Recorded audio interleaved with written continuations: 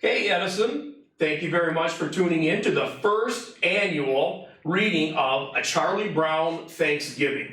The holidays are a time when we do a lot of things with our family and a lot of things that we do, we call them traditions. And about 50 years ago, my mom and I were snowed in and there was a Charlie Brown show that was on, and that became our tradition.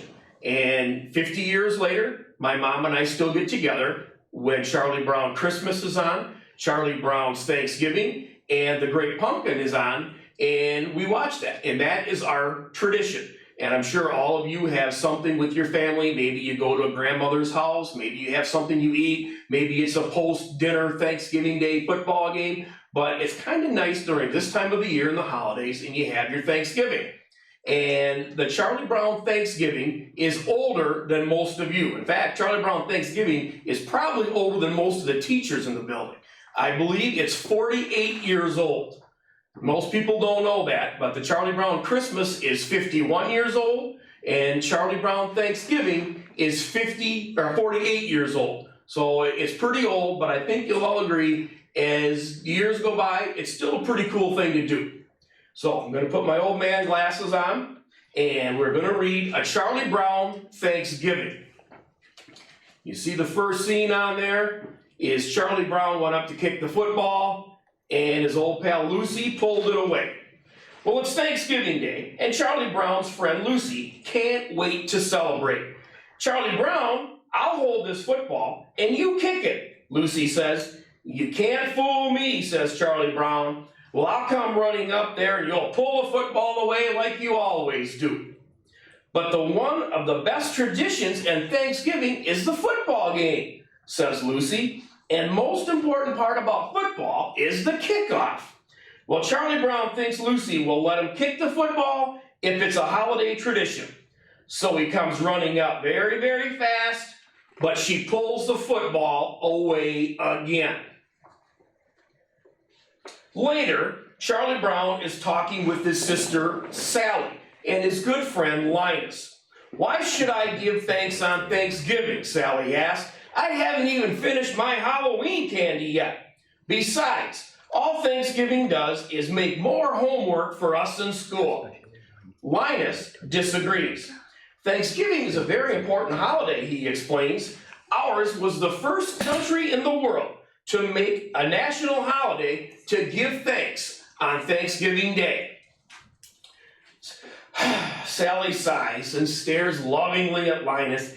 Isn't he the cutest thing? Linus just rolls his eyes. What are you going to do on Thanksgiving Day, Charlie Brown? Well, Sally and I are going over to our grandmother's house, Charlie Brown says.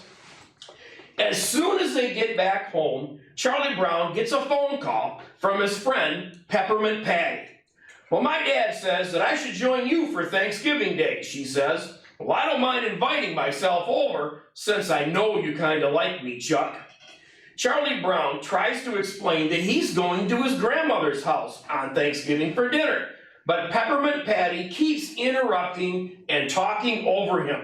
Well, by the way, I also told Marcy and Franklin about the big turkey dinner you're having, so you can count on 3 more for dinner. Peppermint Patty has invited herself over to dinner, and Marcy and Franklin to dinner too. And I'm not even going to be home, Charlie Brown groans to Linus. But Linus is smart, and he has an idea. You can cook 2 dinners, Charlie Brown. Cook the first one for your friends here, and then go to your grandmother's house with your family for the second one. But there's one flaw in Linus's plan. Charlie Brown doesn't know how to cook. All I can make is cold cereal and toast, he says. Linus isn't discouraged. Well, maybe we could help.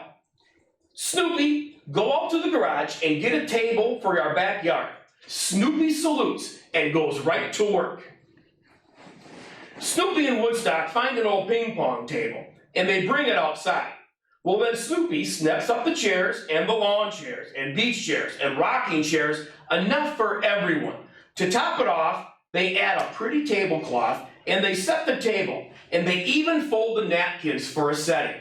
Now, if you watch the show tomorrow night, this is kind of a funny scene when Snoopy gets in a fight with the ping pong table, he plays basketball, and then he gets in a fight with a lawn chair who actually fights back. So it's kind of a funny scene, even if you've seen it 48 times. Now that the table is ready, Snoopy and his friend Woodstock, Charlie Brown and Linus, start to make their Thanksgiving dinner. Linus and Charlie Brown set up the toasters and put in slices of bread.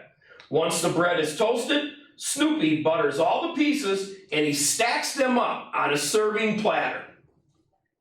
While Linus and Charlie Brown get the popcorn, jelly beans, and pretzels, Snoopy and Woodstock disappear for a minute, and then they return dressed up like pilgrims. And Snoopy's kind of silly and has a great imagination, while Charlie Brown's not impressed. "How can you serve the food in that ridiculous outfit?" he scolds his dog Snoopy. "The guests will be here soon." Snoopy sighs and reaches for his chef's hat. Soon, Peppermint Patty, Marcy, and Franklin all arrive, and they follow Charlie Brown out to the backyard with the big table. It's time for dinner, and Snoopy is about to serve the guests when Peppermint Patty cuts in. "Shouldn't we say grace or prayers first?"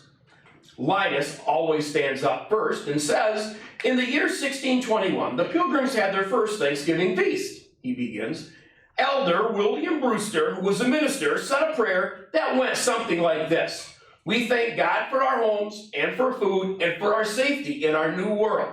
We thank God for the opportunity to create a new world for freedom and justice. Amen,' says Peppermint Patty and her friends." Snoopy lifts the lid off a big platter and reveals the feast. Freshly popped popcorn, colorful jelly beans, salty pretzel sticks, and a stack of hot buttered toast. He loads up each guest's plate and sends it sailing over to them. Well, Peppermint Patty watches this and she starts to frown a little bit. "What kind of Thanksgiving dinner is this? Where's the turkey? Where's the cranberry sauce? Where's the pumpkin pie and the cherries, Chuck?" she asked Charlie Brown. "Don't you know anything about Thanksgiving dinners? What blockhead made all this?" She throws down her popcorn in disgust. Snoopy pulls his chef's hat down over his face, and Charlie Brown gets up, and he walks away sadly and dejectedly. "You're kind of rough on Charlie Brown," Marcy says to her friend Peppermint Patty. "Rough?" Peppermint Patty shouts. "We're supposed to be served a traditional Thanksgiving dinner. But did he invite you here?" Marcy asked. "Or did you invite yourself?" Peppermint Patty thinks this over for a minute, and she knows Marcy's right. "Marcy, maybe you could go over to Chuck and patch things up for me." Well, Marcy isn't so sure this is a good idea. "I think maybe you should go over to Chuck and tell him yourself," she says. "I'll just ruin everything like I always do. You go and speak for me." You can see Snoopy's kind of embarrassed and he's hiding. Back in the house, Marcy finds Charlie Brown in the living room. He's looking sad and upset. "Peppermint Patty didn't mean all those bad things," she says. Marcy tells him, "Actually, she kind of really likes you." "Well, I'm just sorry I ruined everyone's Thanksgiving," Charlie Brown moans. But Marcy knows Charlie Brown is missing the point. "Thanksgiving isn't just about eating," she said. "We should be thankful for being together. That's what Thanksgiving's all about, Charlie Brown." Peppermint Patty sneaks up behind the two of them. "Apologies accepted?" she asks, and she offers to shake hands with Charlie Brown. Charlie Brown smiles and shakes her hand. Just then the clock chimes. "Oh, good grief," Charlie Brown cries. "It's 4 o'clock, and he and Sally are supposed to be at their grandmother's house in half an hour." Charlie Brown picks up the telephone and dials his grandmother's number. This was before cell phones. Charlie Brown starts to tell his grandma that they'll be late for dinner because their friends haven't eaten yet. But after a minute, he breaks into a big smile.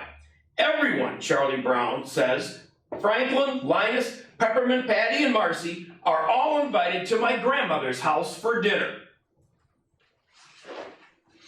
Peppermint Patty runs into the backyard and yells, "We're all invited to Charlie Brown's grandmother's house for Thanksgiving dinner," she cries, and everyone cheers. After the gang piles into the old station wagon, they settle into their seats and they wave goodbye to Snoopy in Woodstock.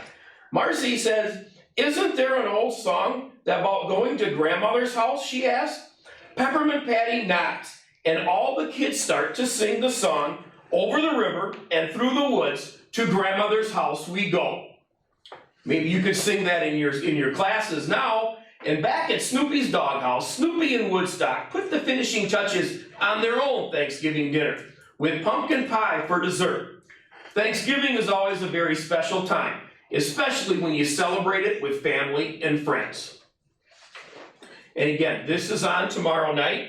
It's a lot more entertaining than having me read it. I hope you watch it next year, and I hope you watch it the year after that, and the year after that, and maybe it becomes a tradition in your family too.